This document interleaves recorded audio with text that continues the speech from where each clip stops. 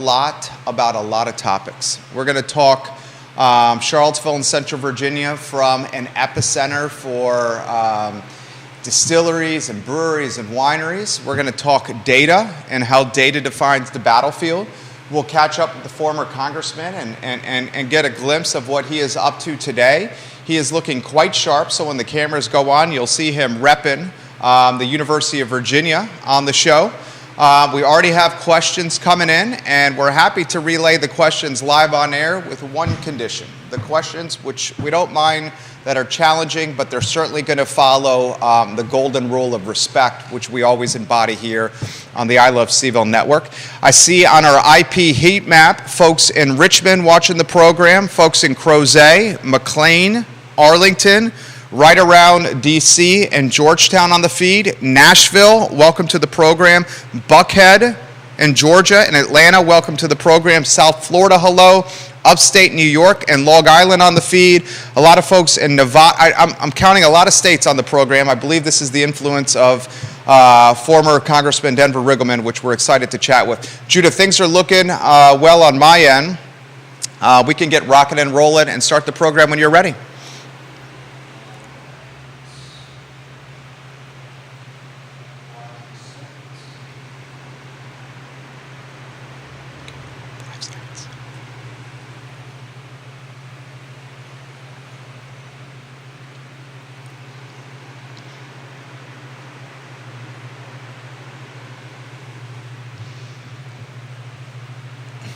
Welcome to the I Love CVille show, guys. My name is Jerry Miller. Thank you kindly for joining us. This program live on every social media platform known to mankind with an audience that I think is surpassed legacy media, certainly in Central Virginia.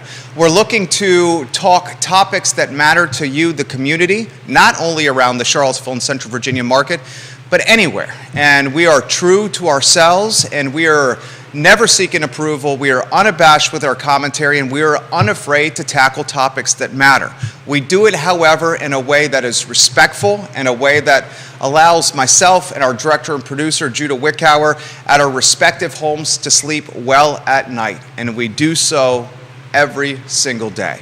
Today's program is one I'm very excited about. Denver Riggleman will join us in about 10 seconds. Former United States Congressman, a man that understands data inside and out, a man that understands the free market inside and out, a man that understands small business inside and out, and a man like us, unafraid, unabashed, and not seeking approval. Judah Wickower is our director. If we can welcome Denver Riggleman to the show with 11 states on the program. Denver, you're live. How are you doing?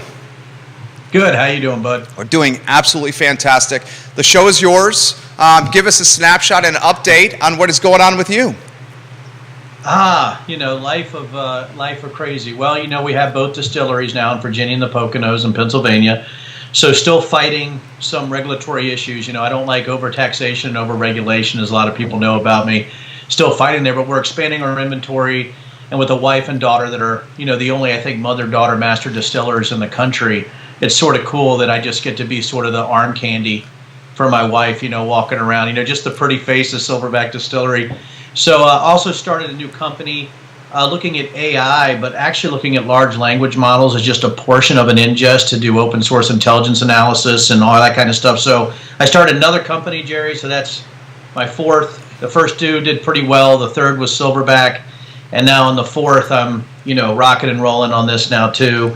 As you know, I was a senior technical advisor for the January 6th committee. I have a pretty high-end client now that a lot of people know about, which I can't talk too much about. I can, in broad strokes, but I can definitely talk about things that we've seen in data, and that's Hunter Biden.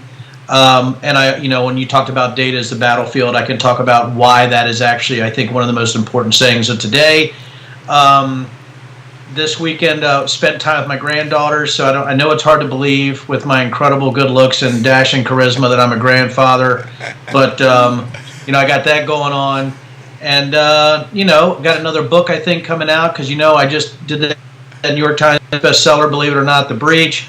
My book, Bigfoot It's Complicated, is being shopped for a movie right now. That's why I've been going back and forth to L.A., so it's been pretty insanely busy, and other than that, I still occasionally like to just be with my dogs, drink a bourbon on the porch, and watch the river. There you go. How's that for 3 minutes of bio?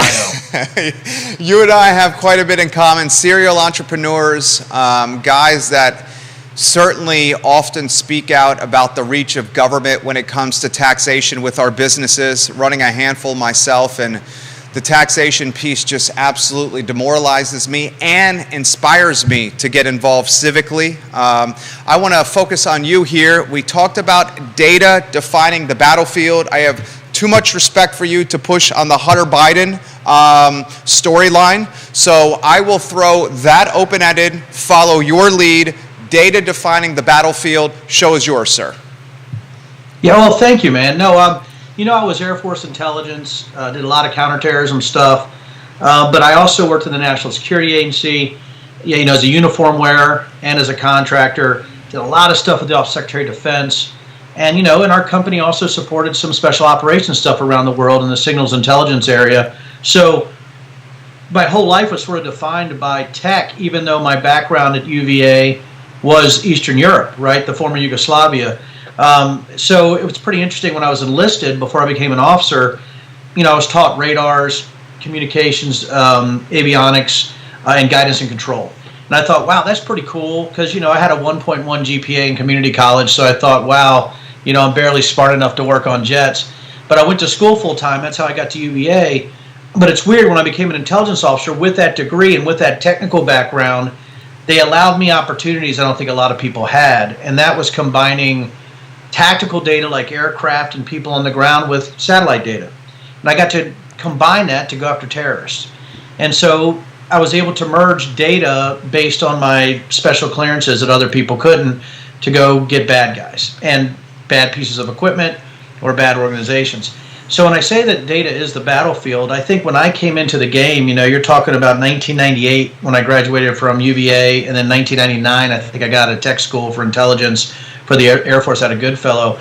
You saw this bloom in data. Like my business partner tracked Al-Qaeda senior leadership, right? And so that's what we did, was how do you track people using data, or how do you look at the communications using data? How do you look at the world? So that's how I was raised, man, and I think that's what, I've done it for so long now. You're talking about over 2 decades just in that business, then being in Congress, and then going back into it with the J6 committee, that I become very literal on what you can and can't prove. You always have facts-based insights or analysis, or you make assumptions or courses of action, but you do use the baseline to see what does the battle space look like. And the best example I have very quickly is that if you're going after people that are, say, spreading disinformation, you don't let them know that you're tracking them for a year or two while they're actually using data and putting it out there, and then saying things that really contradicts what they're saying before, because grifters got to make money, right? So I have just, I just got lucky to be trained that way, bud, and I was able to see that in January 6th with the command and control infrastructure. I'm able to see it on my latest task with the Hunter Biden's legal team. It's just really quite simple and boring. The exciting part about it is we're going against fantasy sometimes, or you're going against people who might be misrepresenting things. But usually when everything's said and done, I have to make the data more exciting for people so they pay attention. It's like trying to make data into Jason Bourne. It's like, trying to make me into LeBron James. It's very difficult. So that's where we're at, man. That's when I say data is the battlefield, is that you can actually base that past performance of data on what you're looking at the future, and then look at the gaps to see where you have to go in order to identify bad actors or people that are doing things that are untoward. Misinformation has been a topic that has entered the news cycle as social media becomes even more approachable and ubiquitous. I was reading this morning, Meta's new app called Threads has now reached 100 million users, and we're talking in a week's time here, not even a week's time.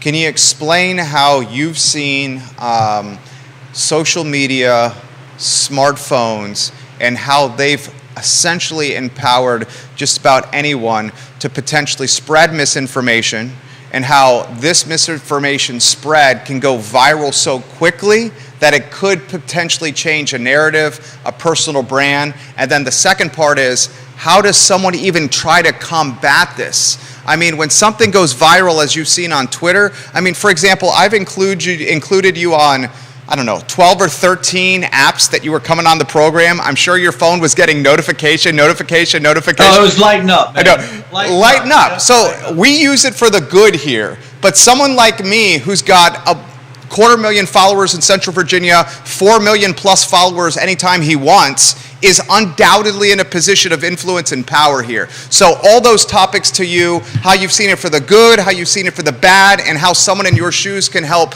combat that misinformation spread. Man, that's a great question and great lead. And the first thing I think you're talking about is digital metastasization, right?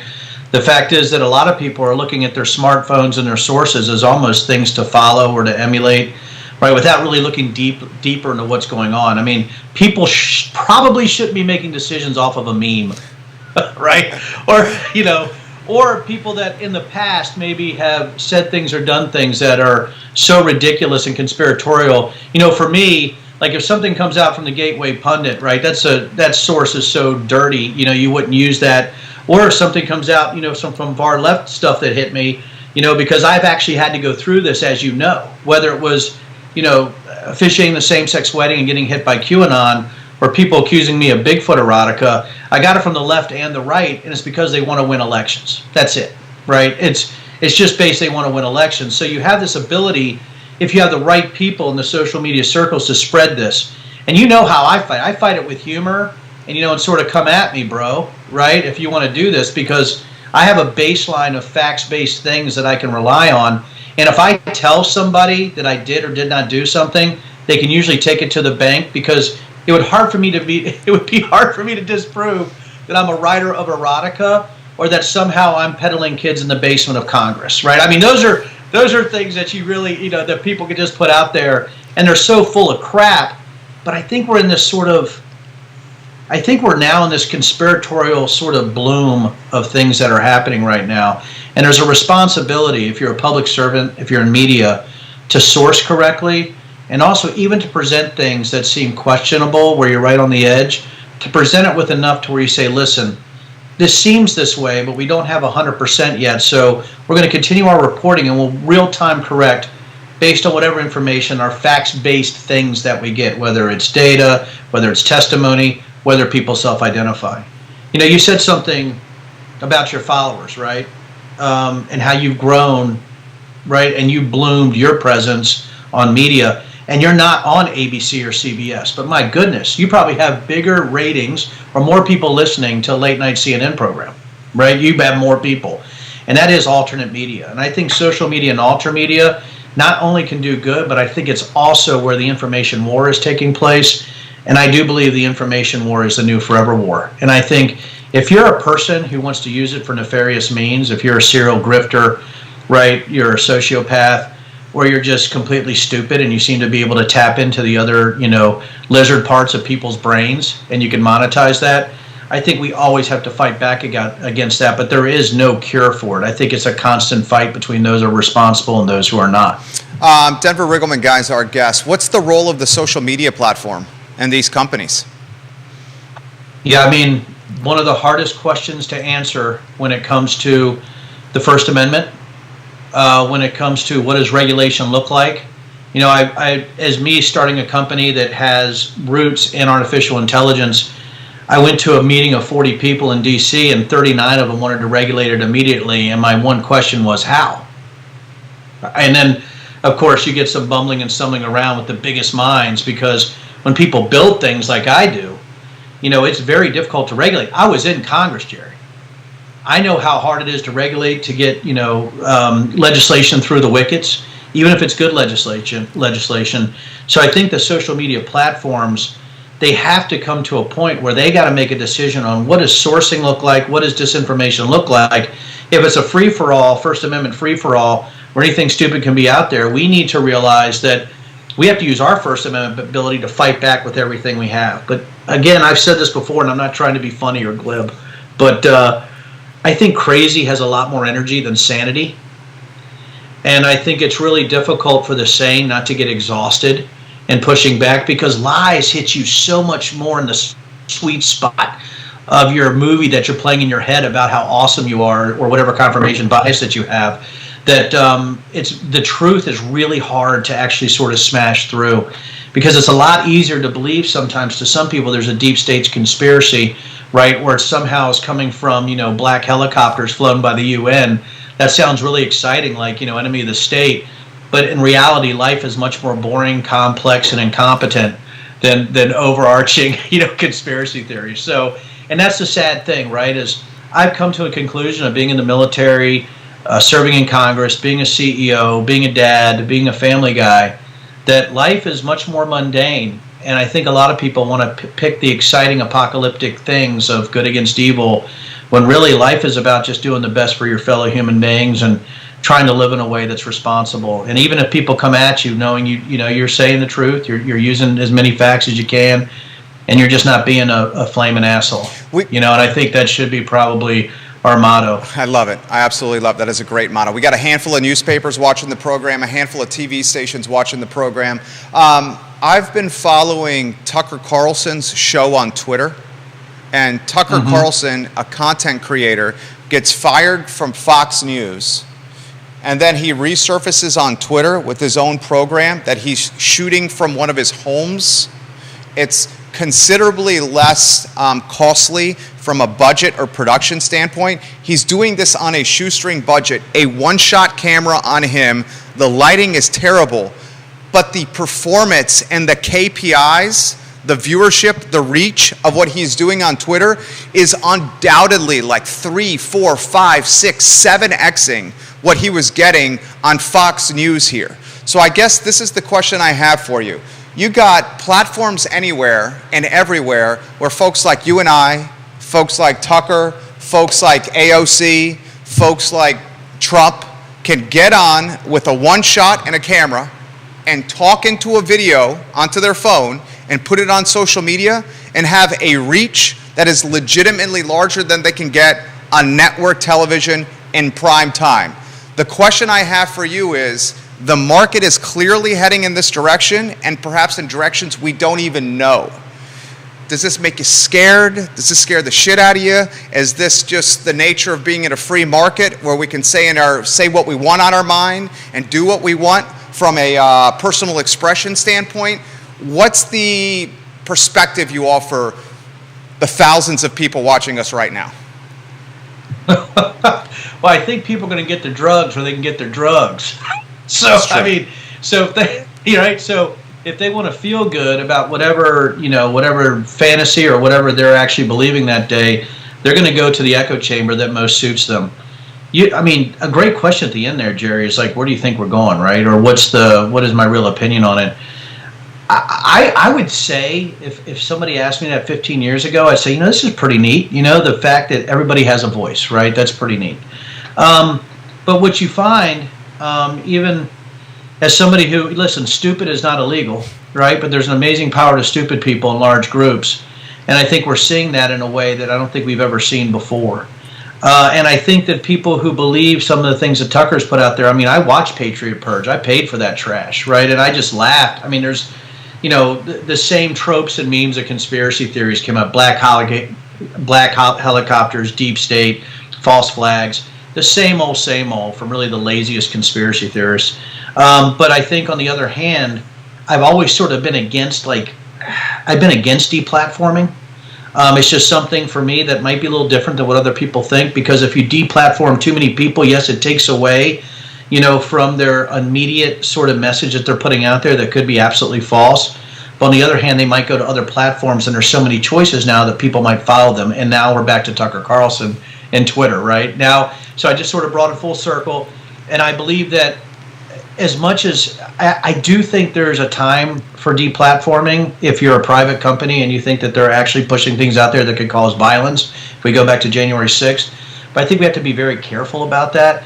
I think it's exciting on one hand, but on the other hand, I think we're having a problem with having a truth-based society, and there has been a bloom in conspiratorial mindsets. Tens of millions of people, believe that January 6th was a false flag. It's ludicrous. And so there's no data to support it. There's no facts-based insights to support it. There's no depositions to support it. There's no interviews that support it. It's just smoke, conspiratorial smoke. That's what scares me. So the question back to you is rhetorical because I don't know the answer exactly, but we don't want to suppress the First Amendment. but we got grifter jackwagons out there that are pushing bullshit to monetize or weaponize conspiracy theories. So that's always the fight that you have if you're a free-minded person. That's sort of me. I took a survey the other day, Jerry, and they're like, what are you, left or right? And it came up with ambivalent right. And I started laughing so hard, I'm like, they nailed it. I'm ambivalent right? More, because I just want to know what the truth is. And again, we were talking about overregulation. I don't want to overregulate businesses, but again, we have this freaking just diarrhea of digital crap that is just being injected into people right in their frontal lobes. And I think that's something that we have to fight. In a fact-based world, you have to fight back against that, and you got to fight back against this automatic knee-jerk reaction that somehow there's deep compartments in the government that are always in some kind of weird, secretive, posture against the American public. Riggleman is on fire right now. Denver Riggleman, guys, our guest. We can take some questions, and I see them coming in. I have a few myself. We'll talk Ukraine, Russia here. We'll talk the J6 committee here. We'll talk just free market here in a matter of moments. First, Elon Musk. Musk takes Twitter private. I've said often on this program that Musk is playing chess when a lot of us are playing checkers. Folks point to Twitter and how Twitter is maybe losing this battle to Threads, Meta's new Twitter that was released last week. And I said, folks, Musk, his play is his other businesses. For example, Tesla's got a market cap last week of $830 billion. And this company with a market cap of $830 billion has literally spent $0 in totality on advertising and marketing. $0. What he does on advertising and marketing is his interaction on Twitter, and now he owns the platform. So here's the question I have for you. Is this serial entrepreneur, Elon Musk, much like you and I, but a very different level here, is he playing the Twitter game to make a company profitable and to reinvent it, or is he playing the Twitter game to scrape, store, and scrutinize data for the betterment of his other brands and his ambitions? First of all, great. It's all about the data. That's number one. Number two, Twitter is a pimp. My grandfather had an incredible saying, and I hope people don't take this too bad, but he would say, you know what, man? In the grand scheme of things, you're just a pimple on a hog's ass, right? So I think Twitter to Elon Musk is just a pimple on a hog's ass if you talk about Tesla and SpaceX and his other ventures. It's a massive data machine. The other thing, too, is the way that he's interacting right now is really troublesome. I don't think he's like us at all. I think he's somebody who maybe has gotten drunk on his own bathwater of some bizarre, almost some far-right stuff. It's not even far-right. It's just conspiratorial junk. So I don't think he's like us at all, Jerry. I would actually say that in some ways he's very dangerous based on his reach. The fact that financially, you think about it, Jerry. I do okay. We do okay, right? I'm looking at the woods here. It's beautiful. I got some dogs. I got a big deck. I got a river, deck, D-E-C-K. We're not talking about Elon Musk right now. So, and his Zuck thing. But I got this, this incredible thing out here that's going on. And we would be crushed by the type of legal or just the type of weight that he could put on individuals based on his wealth. I think there needs to be a responsibility there because the stuff that he puts out there is so infantile and juvenile. It makes me wonder how he was such a mastermind or how he had the ability to be such an effective, I would say an amazing entrepreneur, right? If you talk about Tesla and SpaceX, my Lord, right? That takes incredible vision. But what he's presenting to the public right now is so damaging to him as a human being. I don't think any money can take up with just putting stuff out that's, sort of suitable for 12-year-olds or actually sort of feeds into the worst of our weird thoughts that really aren't facts-based.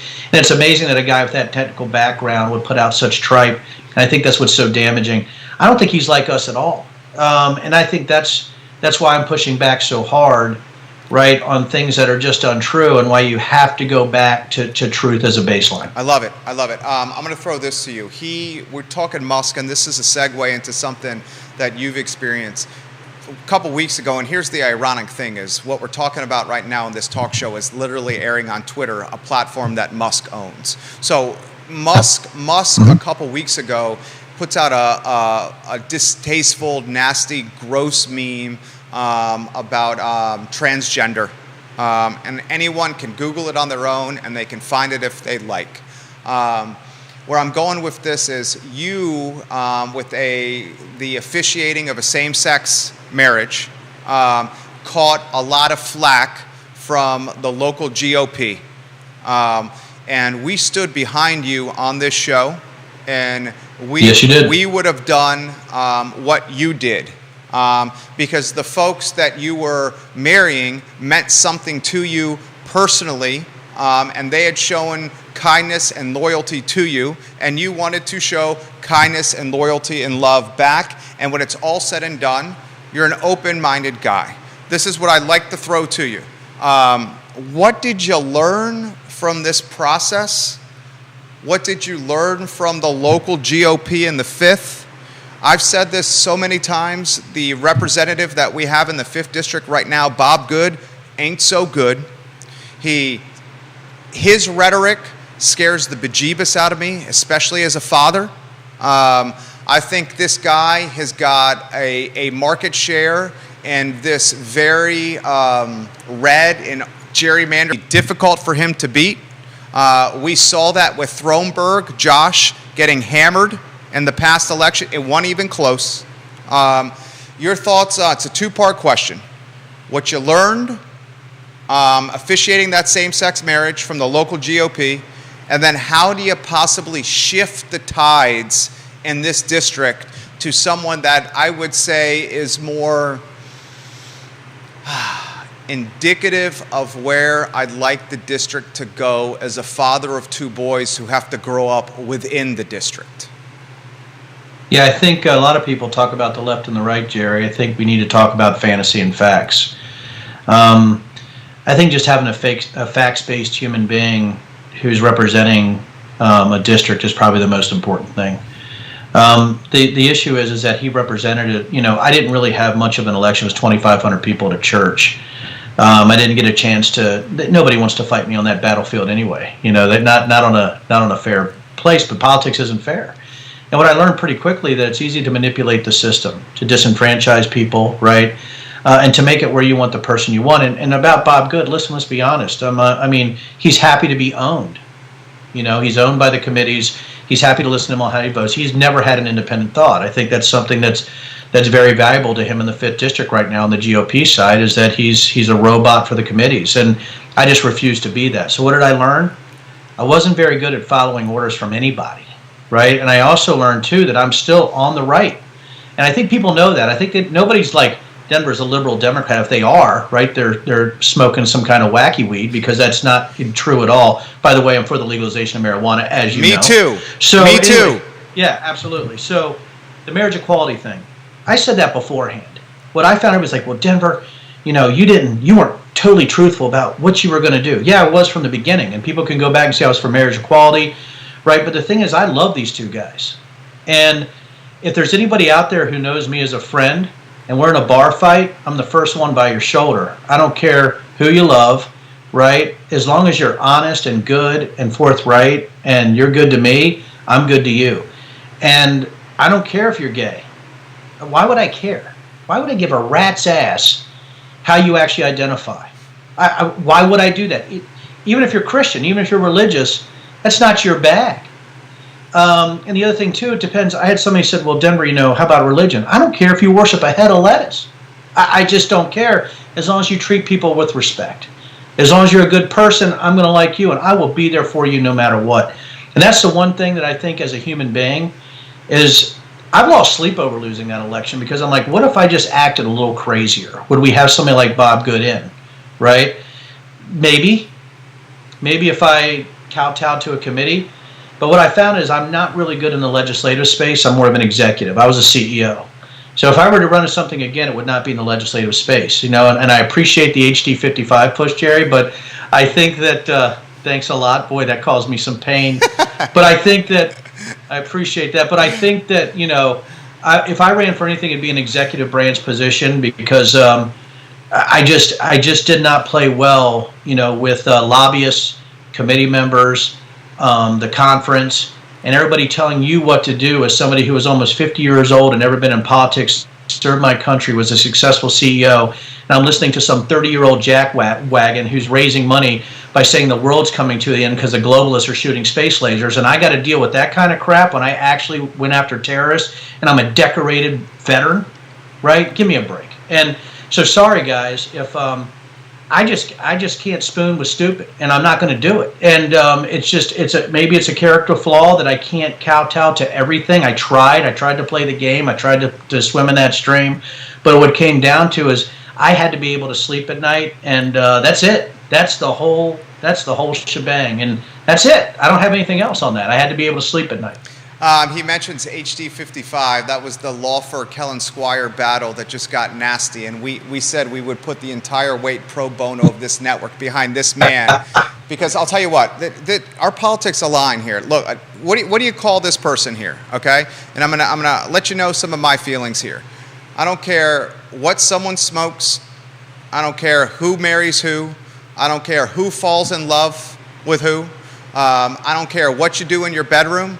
I don't care what you're watching on the screen, as long as what you're watching on the screen involves adults that are 18 and over. I champion women's reproductive rights. A woman has the right to do whatever she wants with her body, okay? For someone to say that a woman doesn't have a right to do with her body, I find that crazy, especially after watching 2 9-pound bowling balls come out of my wife's vagina. She's got the power and the strength that I never in my wildest dreams could possibly possess. She is a superhero, and if I was in that position, I would have folded like a chair.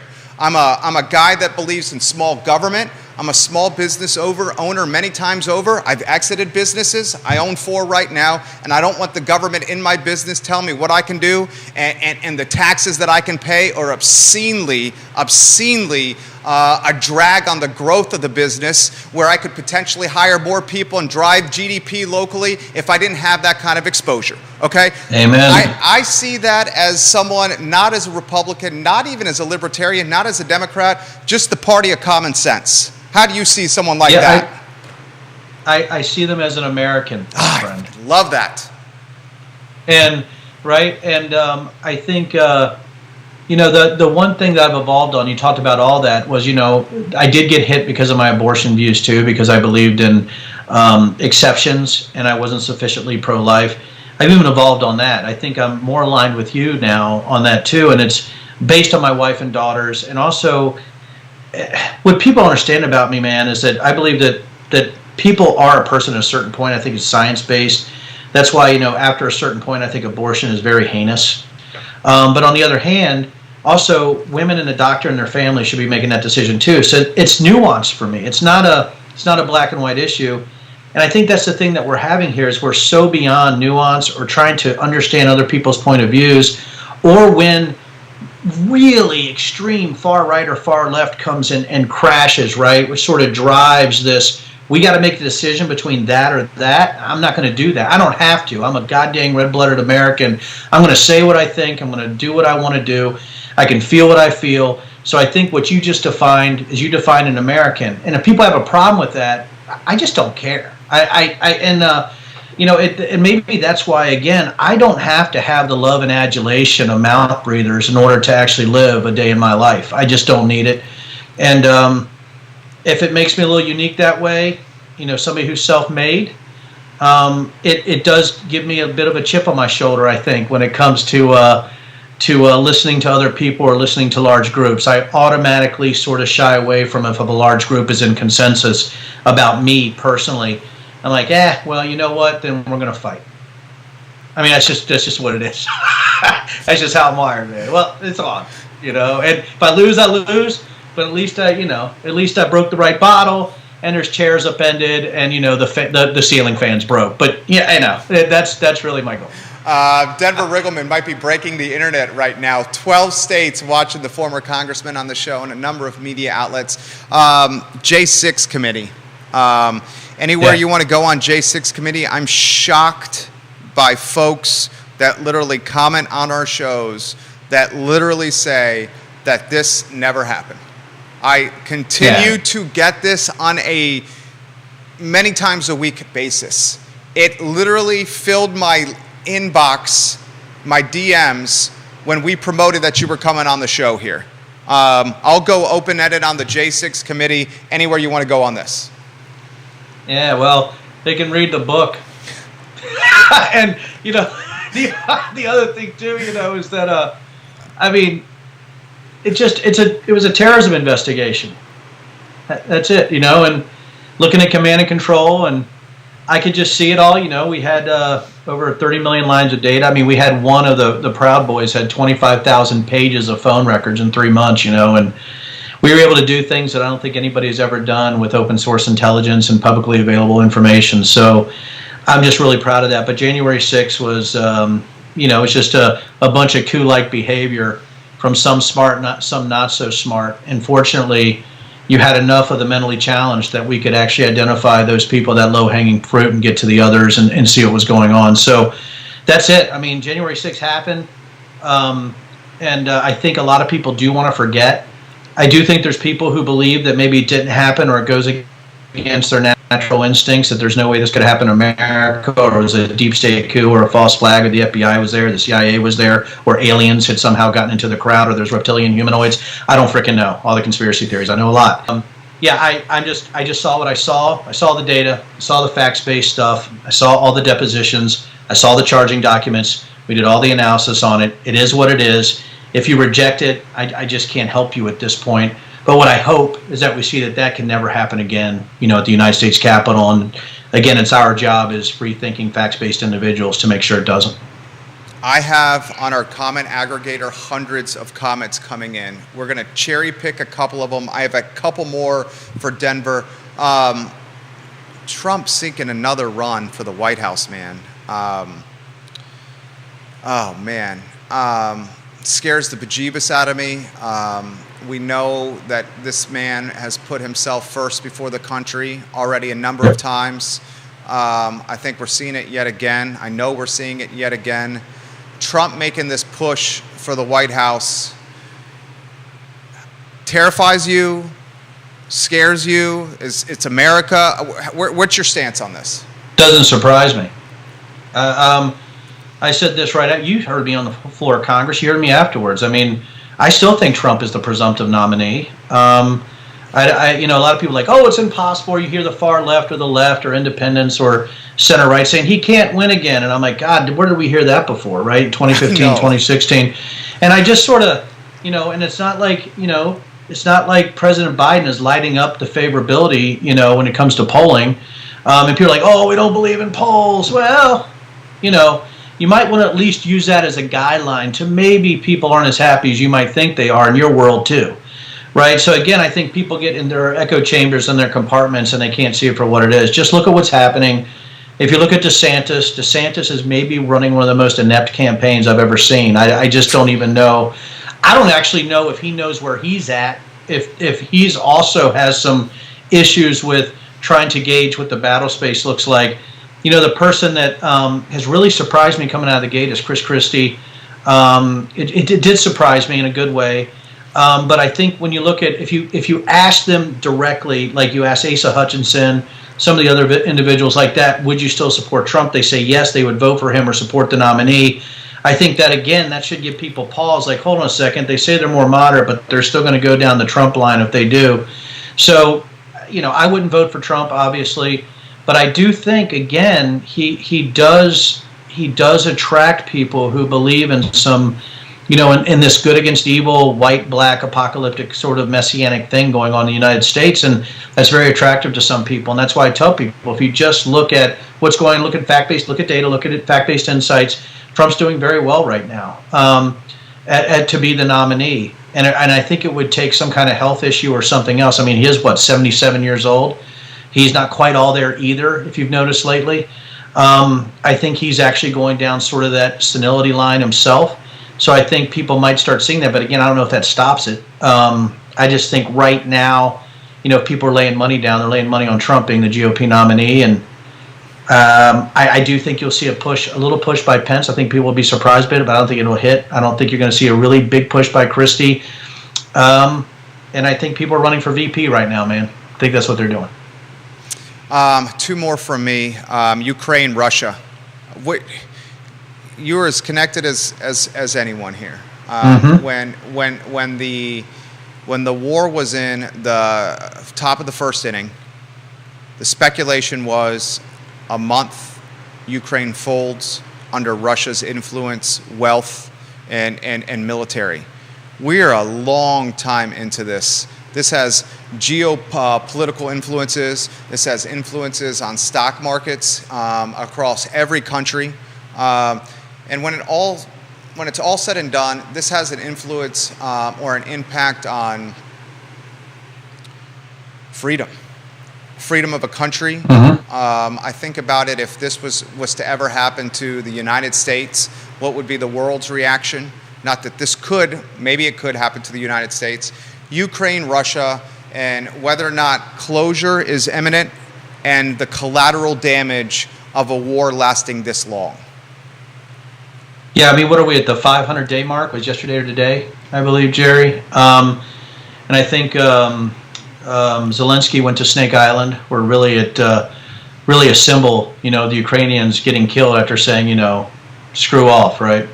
I think for me, absolutely in Ukrainians, boat here. I love it. And, I love the fact that they're pushing back against Russia. I think with my background, and I'm going to go back to being a Wahoo, I was served in Eastern Europe. I was, if people talk about Russian and Romanian intelligence, I can't tell you exactly what I did, but I definitely came in contact with them in very, very surprising ways. Let me tell you, if one day, if I sat down with a bourbon with everybody on my stories about Russian and Romanian intelligence approaching me when I was over there during Operation Allied Force, I think your eyes would bug out. I know how they act, have a great education, I have the operational experience, and when you're looking at Putin, he is an enemy to the United States, as is Russia specifically. There's no two ways around it. And I think what I would tell people is study the Communist International, the Comintern. If you go back and you want to look at Russian history, the Communist Forum, look how they did business, and look how they would say one thing and do another to destabilize countries. It's still in their past performance is indicative of future performance. It's still how they do things. And it should be everything in our power, the United States' power, to make sure that Ukraine doesn't fall to Russia. Is Denver Riggleman going to run for governor of Virginia? Maybe one day. I mean, it's probably not going to be 2025, but I don't want to make news because everybody always says, well, I don't know. Even if they are, they come up with some BS excuse. I want to run for governor. I think I'd be a good one. I just don't know if I want to run, in a party. I just don't want to. There is no way I want to run as a Republican or Democrat. Somebody would have to really talk me into that. I just don't know if I fit in any of those spaces anymore where I'm going to go to committee meetings and say what people want to hear. I just don't even have that in me anymore. It's gone. I never did it before I was 47 years old, and I don't want to do it now after Congress. I got fired from the worst job I ever had in Congress, let me tell you. And so, but if I were to do something, I do want to run for governor. I just don't know if I got to have the fire to do it. I need to know that my family's okay and they're good with it. I need to know that I even have a chance. There's a lot of things that you would have to actually take into consideration. And I will tell you right now, part of it is I would be very worried about how much energy I could put into that if I'm not 100% committed. I don't want to do that to the people of Virginia because I'm Virginia born and bred. And I would run for governor, not to run for something else like a lot of people do, right? I just love my state, even though it overtaxes and overregulates me. I love my state. I love my Commonwealth. So that's the issue I have, is that it's not fair to people if I'm not all in, and right now I'm not all in. I think you'd make a hell of I can't be any more honest. I think you make a hell of a governor. I think the Commonwealth would be lucky to have you. I think in 2023 and 2025, if you choose to do this, the opportunity for an independent or a candidate associated with a third party, whatever the third party's called. Maybe it's the party of common sense. Maybe that's how we brand it now. Because the Democrats and the Republicans aren't the JFK Democrats and Republicans or the Ronald Reagan Democrats and Republicans anymore. They've become caricatures of their former selves. So a third party, whatever we call it, I think there's never been a better chance for a candidate to get into the governor's mansion than right now. I have too much respect for you to push back on that. I got some questions from some viewers and listeners, and then we'll wrap up.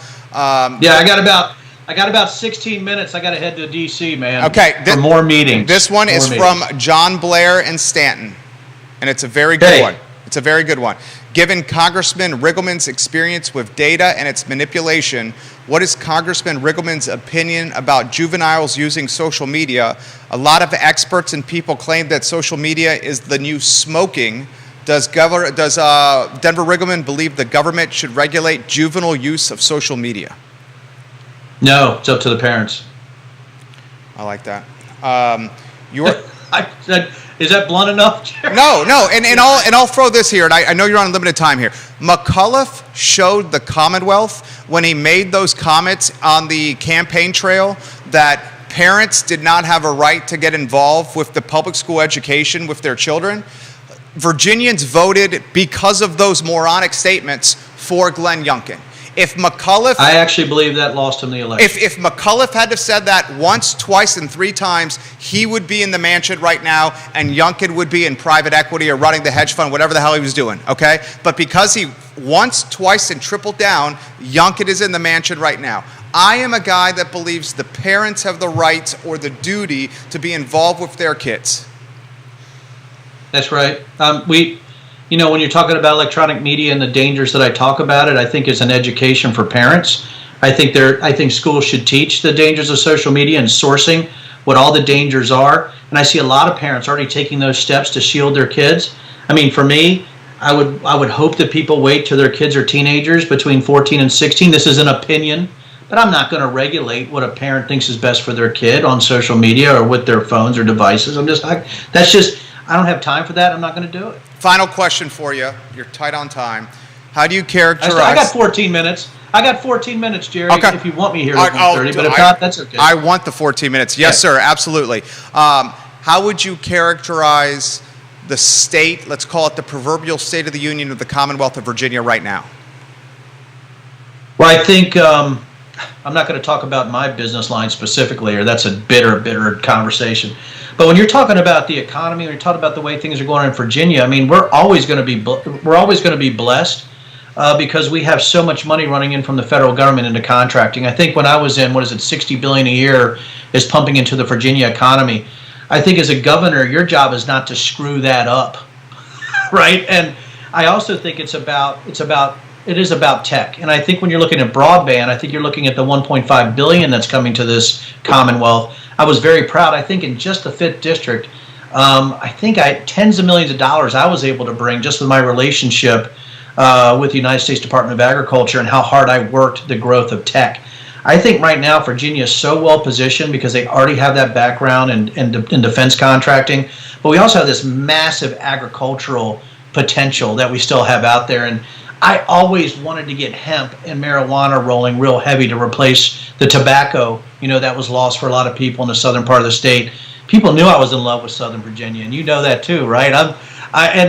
I love the people and I love the place. I think they didn't really like me after the wedding, but they still know I'm going to tell them the truth, and if their car breaks down, I'm going to help them change their tire. So I just think we're in an amazingly good position, and I think as a governor, people just don't have to screw it up. Or if you're a legislator, if you're in the House of Delegates or in the state Senate, try to make sure that we can grow private business and small business, right, with all the money that's being pumped into the economy by the federal government every year. Why has marijuana and cannabis legalization taken so long? I think there's still a stigma to it. I still think there are issues, with usage in the workplace. And I think sometimes people translate that over to there's some kind of huge issue, right, either with addiction or something like that, which there really isn't. But even in our workplace, we don't want people smoking marijuana. Well, you're actually making liquor with fire and stuff, with boilers, and so we probably don't want marijuana around it. But even we don't want that, but I think a lot of people still, there's a stigma to it. I think you're going to have lobbyists from both sides. I think you have a lot more money on the side of anti-marijuana than pro-marijuana right now. So really it's a war against the lobbyists. I don't think it's really about marijuana, being so dangerous it has to be outlawed. And if you think about my perspective, to be blunt, I make liquor, man. I mean, I make liquor. Somebody called me like the sin congressman. I was running as a Republican. I'm like, what? So I mean, there you go, man. I mean, are you kidding me? So I think again, there's always a line. Though I know people's like, well, what about heroin? No, not heroin. it's just so amazing to me that people are like, well, let's cross the common sense line because you're saying we should legalize marijuana. We should legalize all drugs. You know what? Just get off my porch. I don't have time for this conversation. I'm a Second Amendment guy, but we shouldn't have fully automatic weapons. Just get off my porch. I just don't have time. And I think that's, again, why I have to have my energy to run for office again, Jerry, as you can see. Because I'm not going to be in a committee meeting saying, just get off my porch, man. I'm just not in the mood for this right now. Just please leave. Dear Lord, I've had enough. Just please use your common sense at some point. Put in perspective for the viewers and listeners, taxation as it comes to running a small business and trying to grow a small business, and how that taxation exposure can throttle growth if not managed correctly. Yeah, absolutely. Running a small business in Virginia, a lot of people say it's great for it unless you're actually in manufacturing, right? Or you're in a business where lobbyists control it. If you think, I'm in a constant war against beer and wine lobbyists and the restaurant lobby because they want to make sure that we're not competitive. There is not another state that charges 34% per bottle out of our own distillery, an actual distribution fee that we have to pay the mafia, right? It's just a plate of mafia's ABC to us. And, that's why we expanded more in Pennsylvania, and we're looking to expand into Kentucky and Louisiana. Virginia is just not viable when it comes to actually wanting to grow here in a manufacturing sense, in the distillery business specifically. I also think, some of the rules that are so arbitrary are really lobbyist-based, or they're lobbyist-run. And we've seen that, my wife and I, since 2014, and it's been really disturbing to us to try to explain to people this, because if it's not happening to you, you automatically sort of dismiss it. And once I started going to war in the small business space, I wanted to help everybody. So instead of me just worrying about distilleries, that's why I ran for Congress. That's why I did my 10-week run for governor, which was like me jumping off a 2-story building every day and landing hard and hoping I would just break it to pieces. That's what it felt like, right? But yeah, our actual tax is a profit transfer fee. I can't even write it off. Last year was $300,000 that I had to pay extortion fees to the government, not counting federal excise tax, not counting my federal taxes, not counting business personal property tax, not counting insurance, not counting all the fees, not counting operation costs. And people who are in business listening to me, they're probably like, well, Denver, why don't you just stick a pencil in your eyeball? Because it would be a lot better than actually going through all those taxation and regulatory fee structures. But again, we make great bourbon, brother. We make great whiskey. I get 30 gallons a minute off our property. We have the perfect place to store bourbon. So we're trying to fight. We're trying to stay here, but our expansion is in other states because of the actual regulatory overreach of the ABC and the government of Virginia, to be honest. The opportunity in Pennsylvania versus the opportunity in Virginia, compare it with a numbers standpoint. Okay, so how about this? On $1 million in straight sales, our profit transfer would be $340,000 to Virginia. Our profit transfer on $1 million in Pennsylvania is $60,000. Jesus, that's amazing. There you go. How about that for quick math? So you're talking 6x the exposure, basically. 6x the exposure in Virginia. Also in Virginia, with the baseline 3-phase fees that we have to pay in this regulated area, our electricity is more. Really, our supply chain is much tougher in Virginia than it is in Pennsylvania. We have more access to grains in Pennsylvania because they're trying to grow their distillery markets and craft brewery markets more aggressively. It's just like Kentucky, right? Kentucky's expansion areas for us, the taxes are so low, or in Tennessee and things like that, that it's really difficult for us not to think about moving more of our operations out of the Commonwealth. Yeah, and who could blame you for doing that? A couple more minutes here with Denver Riggleman. What do you think Youngkin's angling for? Glenn Youngkin, the governor. Oh, I think president. I think somebody who is a successful CEO who has that kind of financial stability, almost superior financial stability, and somebody who ran for governor of Virginia actually had president in sights from the beginning. I mean, I'm just not saying it in a bad or good way, Jerry. I'm just telling you that's where he wants to be. I agree. I've said that many times on this program, Judah. I 100% agree with him. All right, we'll close on this. Last question for you. It's a macro question. How do you characterize the state of our country right now? It's a hot mess. Amen, brother.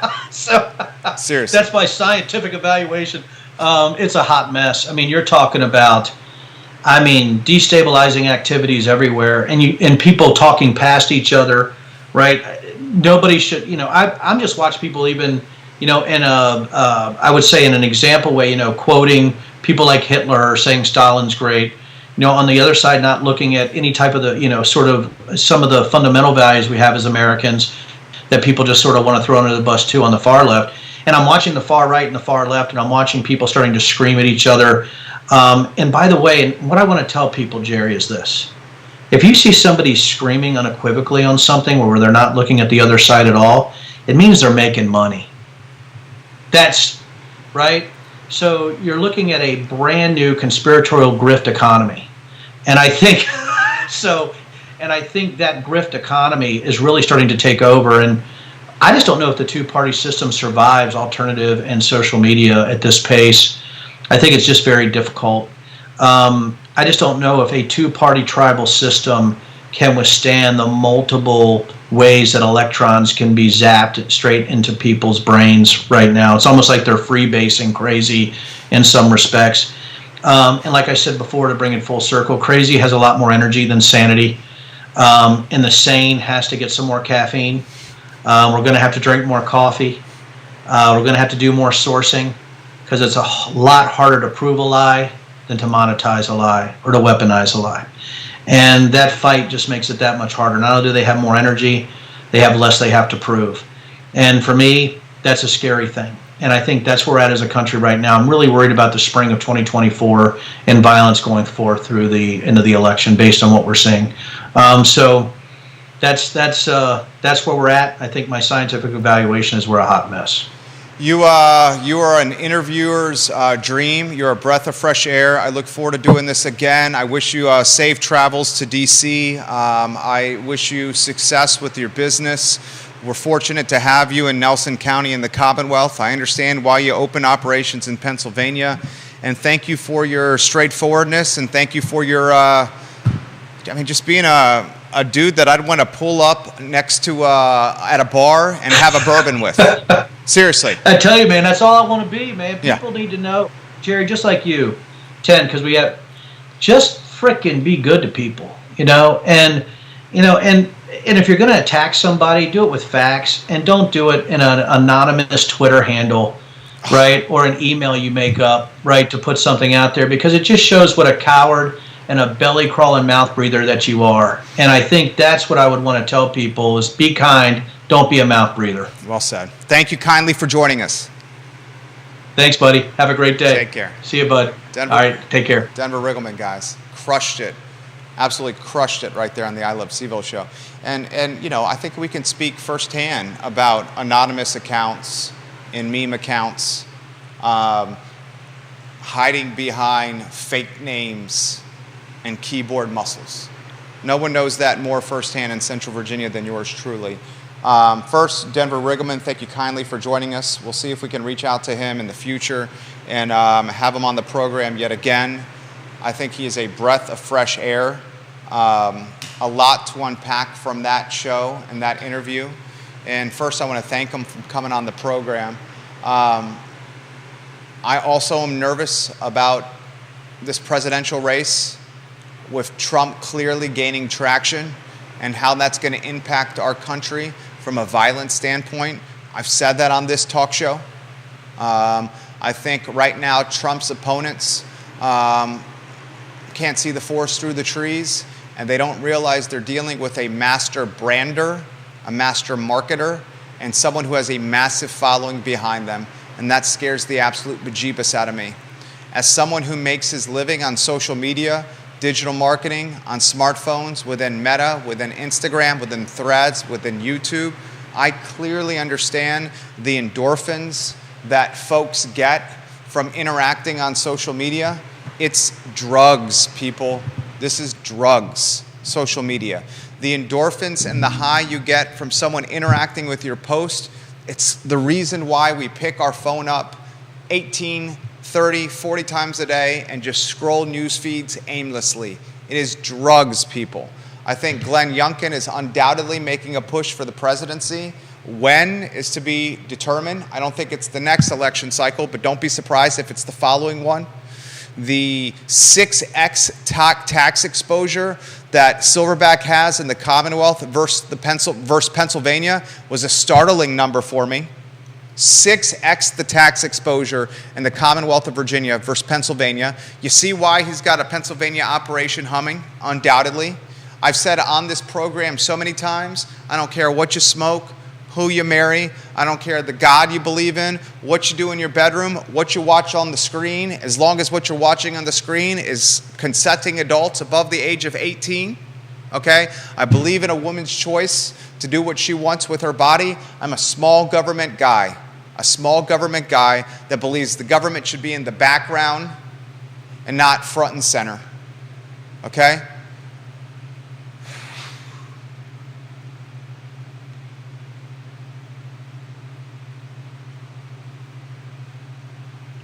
One of the reasons we went so hard at, for example, Segura Home over the last week is because we saw overreach, we saw overpromising and underdelivering, and we saw taking advantage of customers. So we used our influence and platform to stand up for the little guy. I think Riggleman does a lot of that. And I understand that for those that they're on the right now, those that lean conservative or Republican, you may have some issue with him working with the Hunter Biden team and his attorneys.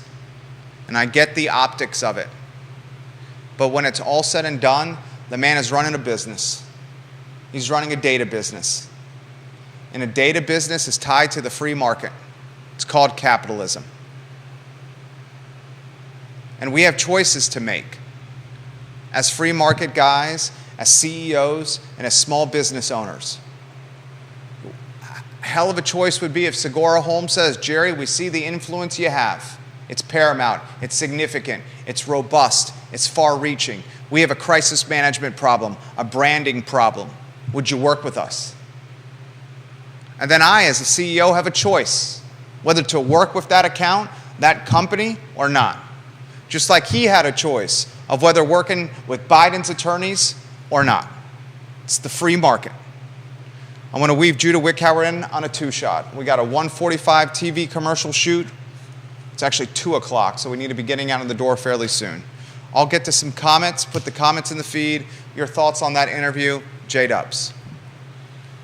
I love hearing from Denver Riggleman. I think it's refreshing, his take on things, his ability to talk. He talks about the far left and the far right, and I think that's what so often where we see the problems coming from. People unwilling to talk about laws, things, whatever's going on. There's this kind of circling around of the wagons of every single topic, where you're either right or left, and nobody's talking about solutions anymore, it seems like to me. And so it's refreshing to hear someone like Mr. Riggleman talk about just seeing things from his own perspective, and not towing some party line. The Ronald Reagan and JFK, John F. Kennedy Jr. Republicans and Democrats are gone. Those that cater to the center of the aisle, that want to be neutral and bridge the gap, are gone. And I hate to say it, we make our living using it. It's because of social media. It's created a line in the proverbial sand, and social media says you're either on this side of it or the other side of it. Yeah. So many people, for example, Charlottesville Twitter, thought the silo of content that they were absorbing and engaging with on Charlottesville Twitter was indicative of real life. The reality, Charlottesville Twitter was backing Kellen Squire, and he lost 7 out of 10 votes to Amy Laufer, because people remember the first lie over the second truth. Charlottesville Twitter backing Sally Hudson. Creed Eads beat Sally Hudson. Charlottesville Twitter backing Dave Norris. Katrina Coulson beat Dave Norris. That's a microcosm here locally of how the silo of content you interact with on social media is not truly indicative of real life. It is just that, a silo of content positioned in front of you by an algorithm because it knows the algorithm you will engage and interact with said content. Once we realize that the social platforms are in the business of what? Making money for themselves, then we will realize that this algorithm, its focus is manipulation to drive daily active users and to get you to engage with as much as humanly possible. Now, I'm not here to throw complete shade on social media because if it's used for the good like we do, it can become a network of news for so many, especially as legacy media, print, radio, and television fails to reinvent itself. I talk about the daily progress all the time. You got a newspaper that's not getting delivered on time because of a partnership with the United States Postal Service, an entity that is incredibly understaffed and overworked. Of course the newspaper's not going to get on time. The paywall's $50 on the website. How many people are actually engaging with the news from the paper of record at a 300,000 person market? I would bet it's 2,000 to 3,000 people maybe. Who's filled in that gap? This network has filled in the gap. And as we continue to adapt because we're nimble, because we have a leader in yours truly that stays on the cutting edge of innovation when it comes to technology and the ubiquitous and approachable nature of technology and smartphones and social media, we will continue to beat and win the game. We will win and beat the game, and we do it for profit, but we do it in a way that is filling in a gap that's called social entrepreneurship or conscious capitalism. Ladies and gentlemen, as a parent of two young boys, a 5-year-old and a nearly 8-month-old, and an 8-month-old who is now, my wife and I thank the Lord for this, who has now slept through the night on a 10-day stretch. 10 straight days now, Judah, our youngest, has slept through the night. That's and great. we pray and thank God for that, because it went 7 months without it, 7+ months. As someone who's a father of 2 young boys, the next generation of Charlottesvillians, of Keswickians, of Albemarle Countyans, of Central Virginians, of Americans, as a father, as a husband, I have never been more trepid or concerned or apprehensive. And that's coming from a man who sees glasses and cups that are half full and not half empty. And you have to have that mindset as a serial entrepreneur, because 80% of small businesses fail in their first 3 years. I'm concerned. I'm concerned.